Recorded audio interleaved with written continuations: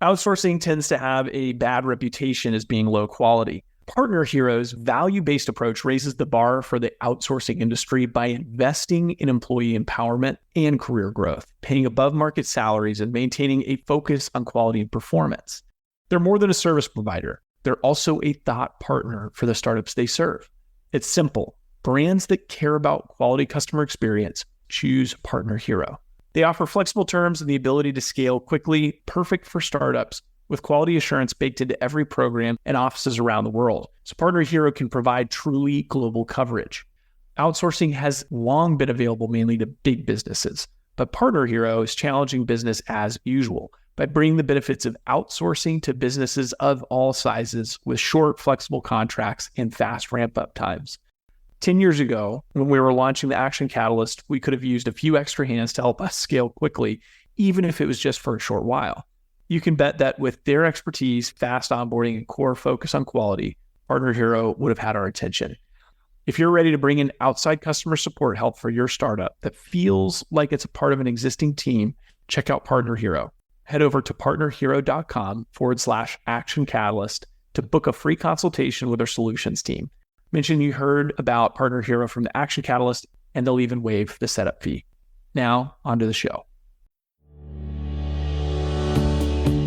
From Nashville, Tennessee, Southwestern Family of Companies welcomes you to the Action Catalyst. Each week, we share insights and inspiration from movers and shakers in the world of business. Our goal is to help you increase your self-discipline, overcome procrastination, and help you to take action on all the things that really matter.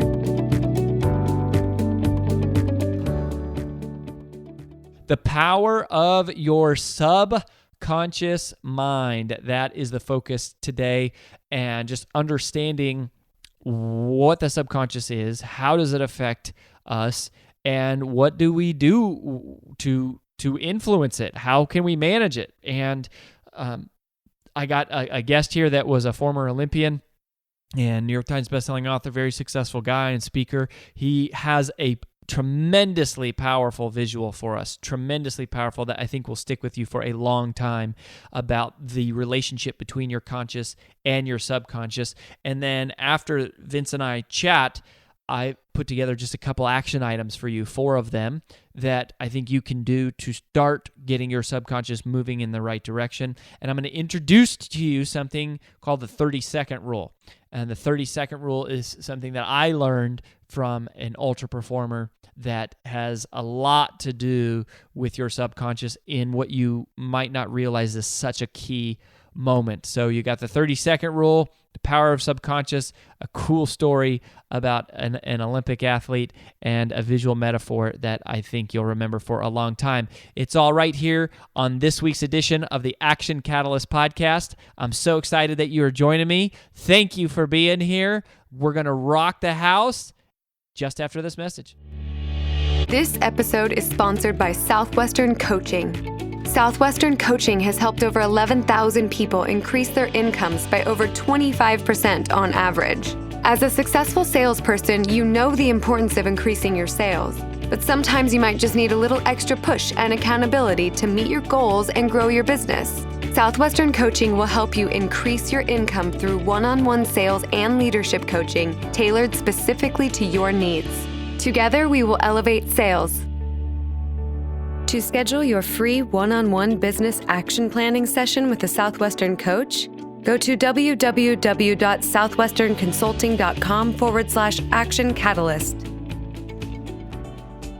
There are a certain number of speakers, I would say a small number of speakers, that I watch and I get entertained by, and I go, this person has the delivery, they have the humor, they have the depth of experience and knowledge, and just are great on stage with expertise and content and all that stuff. And this man you're about to hear from is one of those guys. His name's Vince Poscente, and I've seen him speak live, and I think if you have ever heard me speak and you enjoy that kind of balance of humor and content, I think you're going to love listening and getting to know Vince. I met him at the National Speakers Association. He is in the Hall of Fame, and he's also a New York Times bestselling author of a book called The Age of Speed. and has a credible story that I wanted to share with you, and you're going to get to hear how he basically was a recreational skier, and then in 4 years, something like 4 years, ended up in the Olympics. And so we're going to talk about a little bit of that top producer mindset and mentality and resiliency and just being a high performer and what it takes to get there. So Vince, welcome to the show. Good to be with you finally. I miss you. I haven't seen you in months.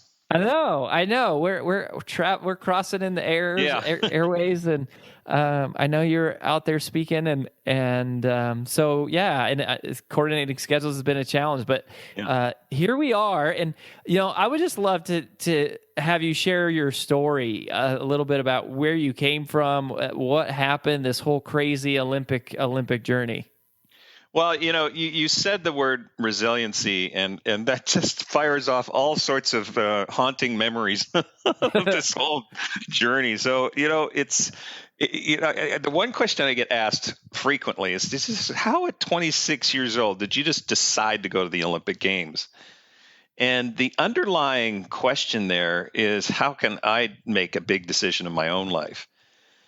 Mm-hmm. And it didn't, this Hollywood notion that we just have this epiphany of clarity and we know exactly what we need to create, is just that. It's a Hollywood notion. There's I didn't decide at 26. It goes back to age 14 when I was seeing the opening ceremonies of the Olympics on TV, and that's when the seed was planted.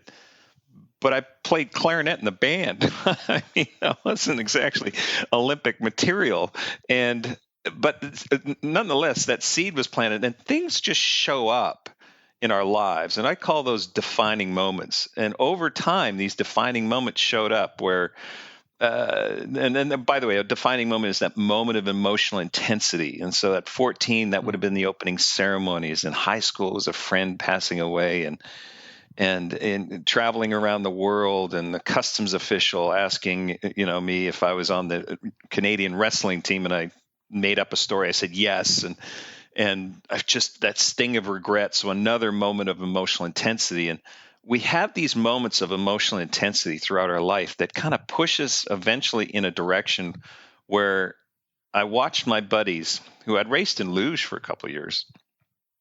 You know what luge is, right? Kind of like bobsled.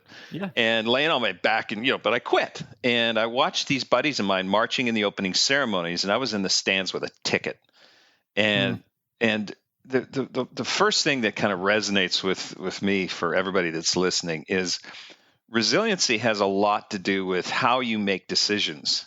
And we normally make big decisions when we're uncomfortable. It's not this is what I want to create in my life. This is what I want to build. It's more a notion, I've had enough of this. I've had enough of being in this situation, and something has to change. And it was at those opening ceremonies, in answer to that question at 26, never again. I'm just never again going to have that feeling of regret, of not knowing, of engaging. So moments of emotional intensity, defining moments, are always followed up by a decision. And we're creatures of habit. So that makes sense that we're creatures of decision-making habits. And most of those decisions are unconscious. So until we get conscious of the decision-making habits we have and say, wait a minute, at 14, I just walked away. I didn't pay attention to this Olympic thing. At 26, I realized I might just make that same decision again and again if I didn't engage. So that's the first level. So you say this is this consciousness of sort of these decision-making. So like, how do you go about doing that? I mean, is it mostly just awareness of like, oh wow, I'm experiencing, one of these moments of intentional emotional intensity or defining moment as you talk about? Is it just kind of a awareness, or what's the decision making process you want to sort of learn to coach yourself through? Well, I would coach you and anybody to follow this formula. In fact, I wrote a book called The Ant and the Elephant. And yeah, I wanted to ask you about this because this is classic. Well, this overlays with the Olympic story as well. So the next question is, so you made a decision at 26 to go to the Olympic Games. How did you get there? And so I wrote the book, The Ant and the Elephant, because the ant is a metaphor for the conscious mind and the elephant is the subconscious mind. And you can make decisions all day long. Like, I want to go to the Olympic Games. I want to build a massive house. I want to buy a Lamborghini or whatever your decision is. But unless you get the elephantine subconscious mind, the massive subconscious neurons working in your favor, you're never going to be able to get that. So the first sequence here is clarity, where clarity means that you have an emotional connection to what that goal is. And in answer to your question, how do you get there? I challenge you to do a retrospect in your life of defining moments. And then after you've looked at, let's say, 5 defining moments, look at the decision you made at that time. And you'll start to see habits, decision-making habits, and that will reveal unconscious decisions that you normally approach a situation with. And once you've revealed that, you then are in the position to say, well, no longer is it unconscious. You go, wait a minute, just walking away or being afraid that it might not work out, in my case, it just doesn't work. And so that is the beginning part of clarity. So you then have an emotional connection of where you want to go, and then you bring in the 5 senses. And that's clarity. Not just, when I was a kid, I remember my mom sold real estate, and one of the she took me to this motivational guy, and he says, if you want something like a car, a specific kind of car, and I think he was talking about a BMW, he said, you cut it out of the magazine, you put it on the fridge. That's you just see it. Why not smell it, the smell of a new car? Why not opening the door and then that sound of the BMW as you close the door, the sense of sound and the smell, maybe the taste of champagne because you paid cash for this thing. Maybe the sensation of your hands around this wood carved wheel, steering wheel. And so bringing in the 5 senses and then the emotion of satisfaction attached to that. That is clarity. That's way better than putting it on your fridge as a picture. I mean, you experience it. And if there's an emotional buzz that's attached to that, that means that your ant and elephant are aligned, that the ant makes a decision, hey, I want to buy this BMW, but the elephant knows the sensation of that and what that would mean when you drive up to a sale that you've got coming on or a client meeting or something like that. And they go, wow, this guy's got it together. And you paid cash. You're not pretending with a, $3,000 a month lease and stuff like that to just buries us, So anyway, that's clarity. I think that's, I love that. And I think, some people would call it vision, right? But it's experiencing in a visceral way this moment in the future. And the elephant thing, the ant and the elephant really stuck with me because it's kind of like, the ant sort of says this is the direction we're going to go, but you got to get the elephant has to come along. So is there anything else that we can do to sort of get control of the elephant or get move it in the right way? So I think, the clarity is one thing. What's the next thing that happens? All right, so to get control of the elephant is changing your mind about what commitment is. So often we think of commitment as a moment where I'm saying I'm in, or we walk down the aisle and say I do. Commitment's a process. Anybody that's married knows exactly what I'm talking about. That was a Saturday how many years ago, but this whole commitment thing is how do you keep engaging at a higher level of commitment? And so I like to think of commitment as degrees or percentages. So let's say I was going to take you speed skiing and you're going to go 0 to 60 miles an hour in 3 seconds and 125 miles an hour in 8 seconds. Oh, and I don't think we mentioned that. I don't think we actually mentioned what you did in the Olympics, which is nuts. It's 3 seconds. That's insane. So your reticence to do this is going to be pretty high. But let's in the realm of commitment. Sure. If I said, okay, we're going to go do a little, a tourist run, a speed skiing, and it's $250 of your own money, and if you pulled that money out of your pocket and you paid that registration fee, yes, you've committed, but you're not 100% committed until your skis are going downhill.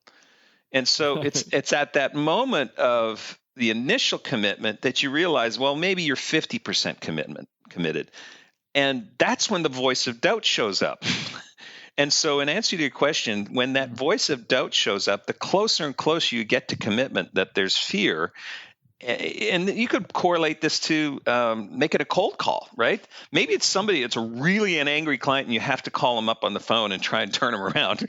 That phone weighs 5,000 pounds, right? The closer you get to dialing and calling and to make that call is closer to 100% commitment. And the closer you get to this, let's say, metaphorical speed skiing run, the louder the voice of doubt is going to be in your ear. Don't do this, But at 100% commitment, the voice of doubt goes away.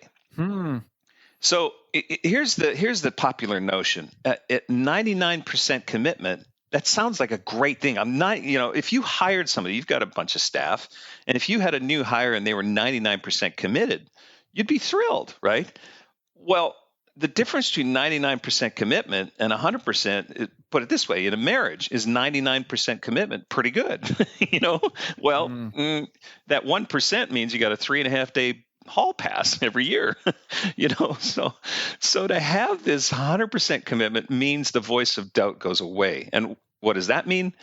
That means action. If you've got some doubt, point the skis downhill. If you pick the phone up and start dialing, it's that 100%. And then the voice goes away. The doubt goes away because you're engaged. You're all there. So you've clarified it. You've committed. And then the third part would be, what are you going to execute consistently? And that would be a competitive mindset. And I'm just going to keep going because I know you got questions, but let me just say that.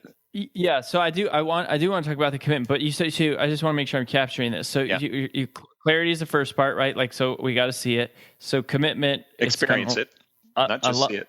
Yes, that's right. Experience it. That's an important distinction. And then commitment. I mean, that's so powerful about the idea at the closer you get to it, that's like the more intense the fear becomes. But once you hit 100%, the fear is gone, and you're just living in action. Right. Mm-hmm. Yeah, and you take care. You find solutions. Yeah. And then, okay, all right. So then what? And then you said consistency. Now, consistency. And this is in the ant and the elephant. The ant realizes if it wants to get to the oasis, this goal that it has in this parable, it has to have the elephant consistently going in the same direction. And because we're talking to people in the business landscape and sales entrepreneurs what I learned when I was ski racing is everybody tries to do what the competition's not doing. And at the exact same moment, the competition's trying to do what you're not doing. And I changed my mind of how I would compete is to do what the competition wasn't willing to do. And the distinction is this. My competition wasn't local or national. You'd think I wanted to race on the national team. I was competing against other Canadians. Well, no, the Olympic qualifying standards were top 16 in the world. So I knew my competition were the top 16. And then to say, what are the top 16 skiers in the world not willing to do? Mm-hmm. Because I started at 26, they've been racing since they were 5. I couldn't physically do what they are not doing because they had a 20-year head start. But if I did what they're not willing to do, then you can supersede what the competition is doing. And the answer to the question is of what's my competition not willing to do? Well, it's typically those are the things you're not willing to do either. Just look in the mirror and just go, what am I not willing to do? And that, under the banner of consistency, is that mindset of being able to find those things. And these don't have to be huge things. It could be an interview. When I was racing, I interviewed a guy who had a PhD in the politics and sport, right? I got more information out of that half-hour interview. And simply because the other athletes weren't willing to do that, what they were doing was, doing more push-ups or grinding it out or getting on the ski slope or putting an extra 2 hours in the gym or whatever. But when you do what the competition's not willing to do, you come up with competitive advantages that don't necessarily have to be huge things. Just competing smarter. I love that. It's interesting. We talk about that a lot as just, doing the things that you should be doing, very often the things that other people aren't willing to do. I always think of that in my mind as like, okay, you're going to build discipline, you're going to build muscle. But the concept here, which is really striking me as unique, is that that's actually where you create competitive advantage. Mm-hmm. That's very cool. Mm-hmm. Here's another thing, and I do this group coaching thing called the Heroes Challenge. And as I'm taking everybody through this, the things that come up all the time are people who say, I get in my own way. I start to get distracted. I start to go down a different path. And a tool that I used while I was racing, and still to this day, that took me to the Speaker Hall of Fame, like you said, or the New York Times best-selling list, or whatever in racing, were gold dots. And the gold dots are a trigger for the emotional buzz, that clarity you had in the first place. And so you just have a simple conversation, which also goes on to the fourth C, which is confidence, meaning that if you see the gold dot, you go, oh, I'm grateful for being the fastest speaker in Canada, top 10 in the world. Because when you add gratitude to something, it's so much more effective. It's not an affirmation as in such that it's more of a goal with an emotional buzz attached to it. And it's a trigger for taking your focus off what's not working and back onto that emotional experience.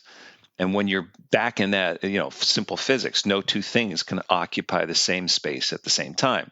So when a thought is occupied with what's not going to work, or a distraction or whatever, you go, ask yourself, is this taking me closer to my emotional buzz or further away? And if it's further away, you snap back on. And then you can add rocket fuel to this with these gold dots. So every time you see a gold dot, it's a reminder, oh yeah, on the course, on course, on course, on course. So that helps a lot too. So the gold dots is the idea that those are like the markers, almost like, hey, if it's hard, then you're probably on the right track.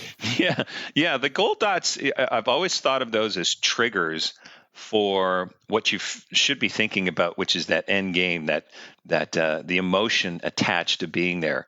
And as I get older, I start to realize more and more goal setting is about being present.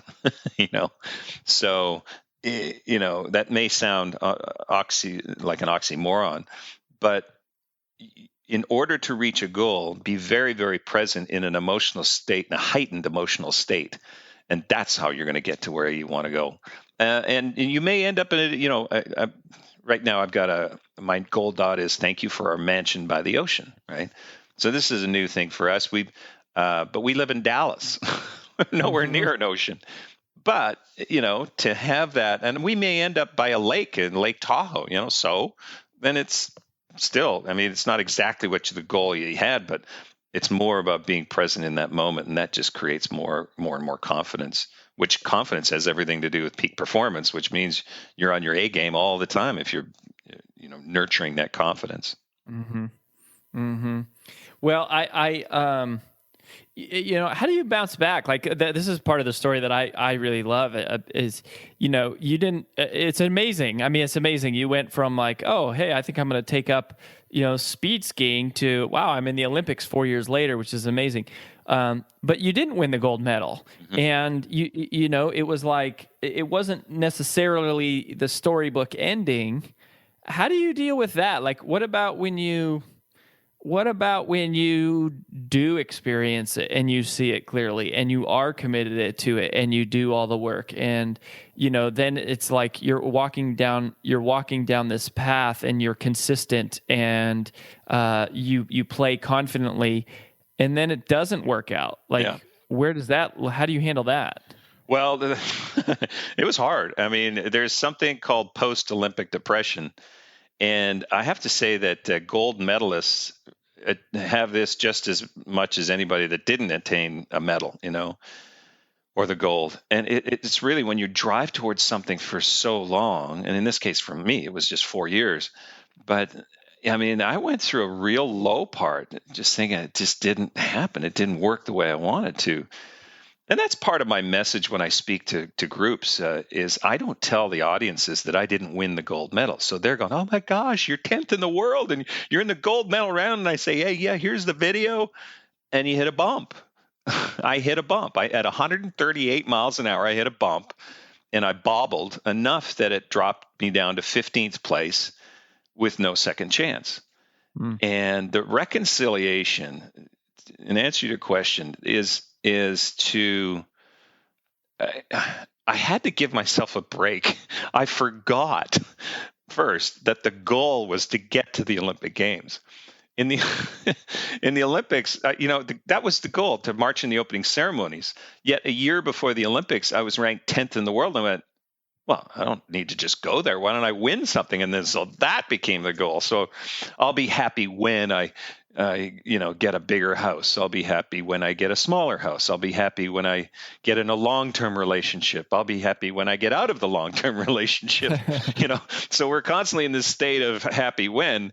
And I guess we come right back to that, being present and being in that moment of emotional intensity of enjoying this moment and oozing, getting every bit of joy you can from this moment.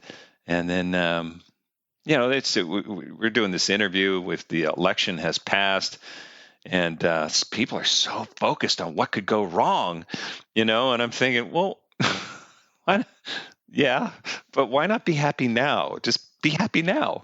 And I guess that may sound trite to people, but goodness, that's how you have achievement. And that's when you hit a bump, you just go, yeah, shoot, I hit a bump. Oh, and move on. So I guess that's the path to enlightenment is somewhere out there. I think I'll find it one day, maybe.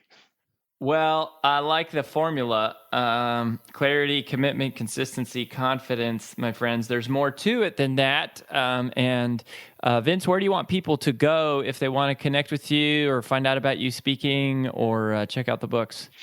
Well, I've got 2 websites, actually. The vinceposcente.com will get you to all the products and the tools and especially the speaking. If you haven't seen this Olympic story, A, don't give away the ending, and B, if you've got somebody planning, hilarious. He stands on a chair, and it's like nothing. It's like no stage performance I've ever seen. It's a trip. Well, it's about, you and I are in the business of edutainment. We've got to entertain people at the same time, give them substance, and so that speaking thing, vinceposcente.com. And if you're curious about more, I've got something called heroesclimb.com. And I've got some adventures I've been doing recently, climbing in the Himalayas, and I've got some neat little stuff out there that if people want to join me on some adventures. Next one is in Cambodia. The next one after that is back to the Himalayas. So reach out, and I'd love to get to know some of your listeners on a first name basis if we get a chance. So there you go.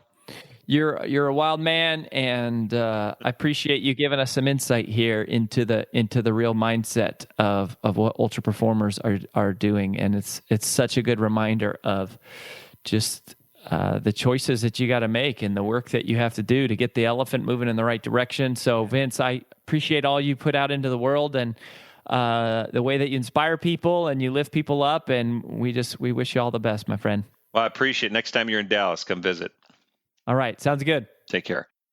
The ant and the elephant. What a great visual representation of our conscious and our subconscious. I think that is really going to stick with me. And I think it's really appropriate, right? It's like what we want to do at the conscious level is this intelligent thing, but it's very smart, it's very small and not very forceful. And what is really dictating your life, what is really driving your results, what is really determining the outcomes that you are going to experience is not your conscience, not your conscious, but your subconscious.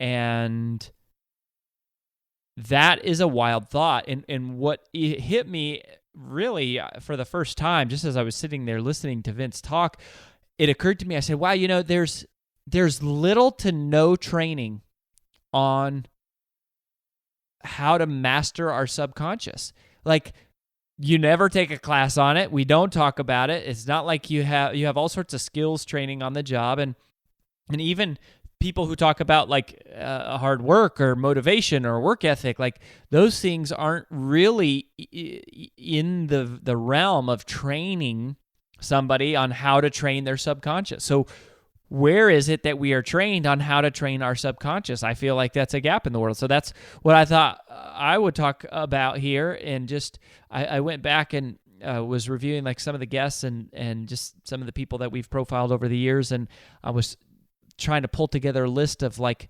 what do we know about the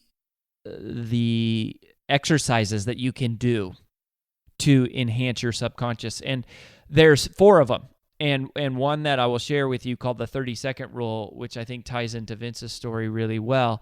And so these are kind of 4 behaviors, 4 things that you go, okay, these are actionable things that you can do immediately to start training your subconscious, or continue training your subconscious if you're doing some of these already. So the first one I think is affirmations in the morning.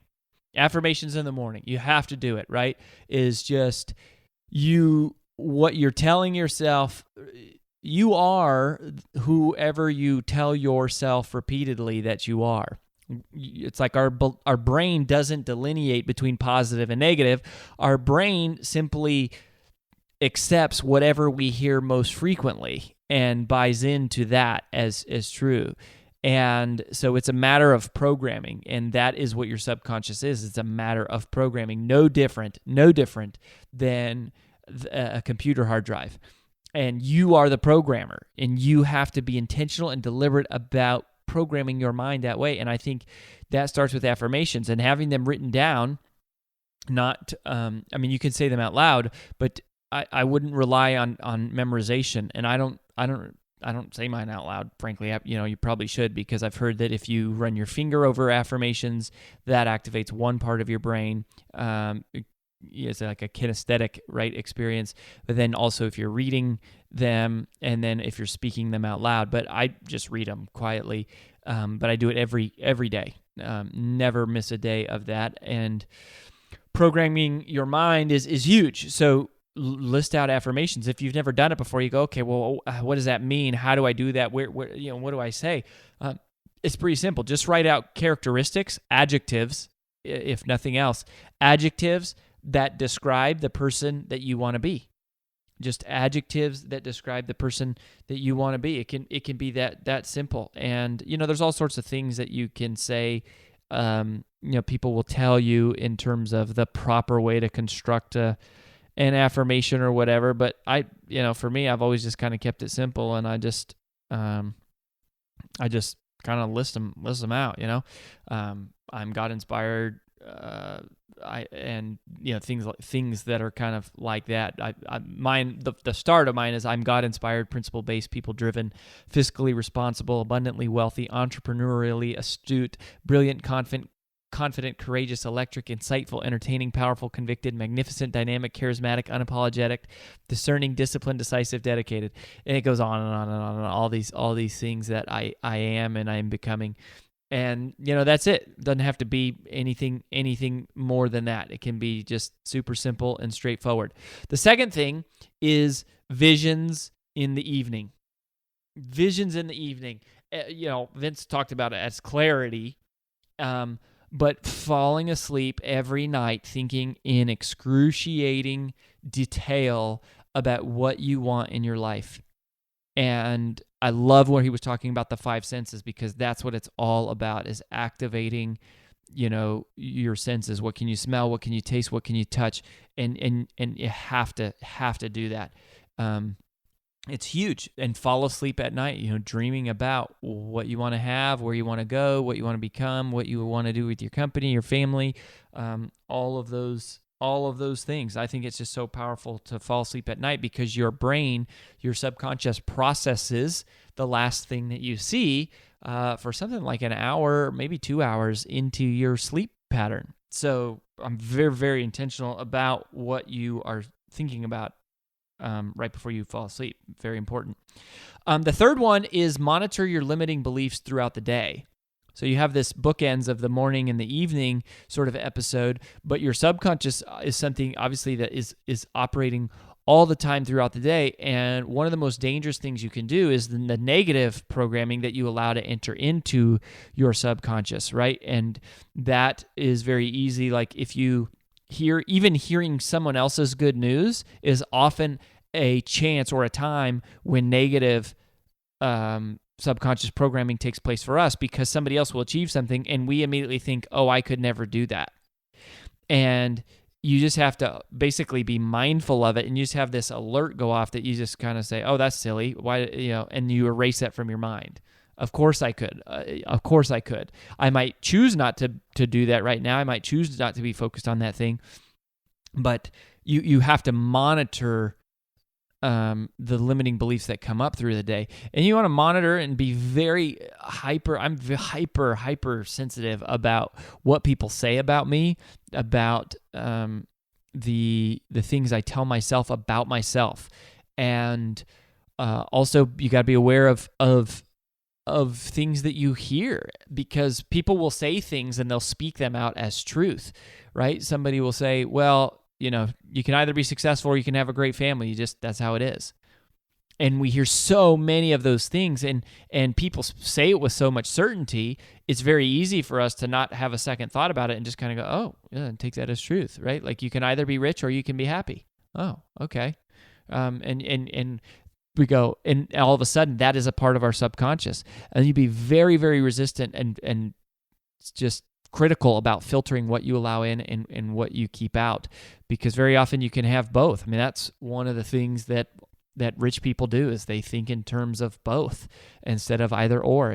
They think in terms of and that, as a rule, is one of the things that typically prevents you from having limiting beliefs set into your subconscious, because they are most often either, I think, looking at something someone else is doing and thinking you couldn't do it, or forcing yourself to say, I can either be this or I can be that. Like, I can either be in good shape or I can spend time with my kids, right? Like, I can either get sleep or I can, whatever, be caught up on work. And, sometimes there are trade-offs that you have to make, but there's other things you can cut, and it's not really just either or with those two things. So that's the third one. And then the last one is the 30-second rule. The 30-second rule on failures. Failures is another time, unfortunately, where we program our subconscious. It's these heightened emotional experiences, Vince talked about that our brain is most receptive to intaking information. And when we fail, very often there's some negative, it's a negative experience for us. And what you tell yourself about yourself in those moments of failure is really, really important. And you heard him talk about this when he didn't get the gold medal. It wasn't, oh my gosh, what a failure, what a waste of time, I never win, it's never be good enough, or this isn't, this isn't fair, or I was robbed, or any of those things that come up in the moments of failure. Because when you allow yourself to indulge, and that's what it is, it's an indulgence. Negative thinking is a form of indulgence. Negative thinking is a form of indulgence. When you allow yourself to indulge in that kind of negative thought, it sets in, and boom, all of a sudden your elephant is going one direction that your ant is going to have a hard time reining in and getting control. So the 30-second rule is, okay, no matter how big the failure, it's like, okay, what happened? What can I learn from this? 30 seconds and it's gone. Right? It's just gone. You attach no additional meaning to the fact that you didn't succeed or that the result that you hoped for didn't turn out. You attach no additional meaning to what that means about you as a person or to what that will mean for you in the future. It's simply an educational experience, and you move on. John Maxwell wrote a book a couple years ago called You Always Win or You Learn. And that's it. You win or you learn. It's one of those two things. It's never lose. It's you win or you learn. And from a subconscious perspective, that's really, really powerful and engaging. So there you have 4 practical exercises that you can do. You've probably heard me talk before and other people about affirmations in the morning, visions in the evening. And visions is so powerful too, because when you're busy is not the result of us having too much to do. Busy is the result of us having an unclear vision. Because the clearer your vision is, the more obvious your priorities become. The clearer your vision is, the more obvious your priorities become. And when you have a clear vision and you spend time thinking about it, sure, there's more to do than you can ever get to, but the things that need to be done become pretty obvious.